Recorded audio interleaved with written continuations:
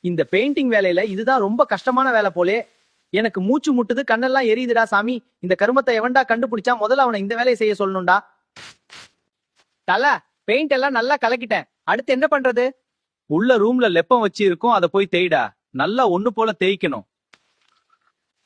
என்னடா மேடு பள்ளமா இருக்கு, வேலை சரியில்லையே.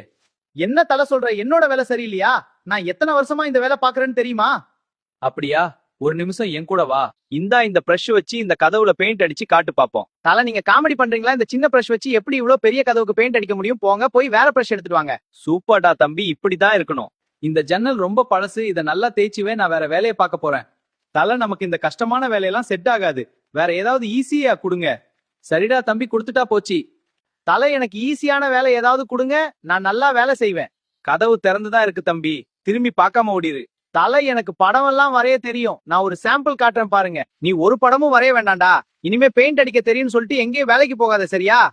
பெரிய கதவுக்கு பெயிண்ட் அடிக்க சின்ன பிரஷ் கொடுத்தது இவரு. தப்பு என் மேல சொல்றாரு. இனிமே நான் வெல்டிங் ஒர்க் பண்ண போறேன்டா.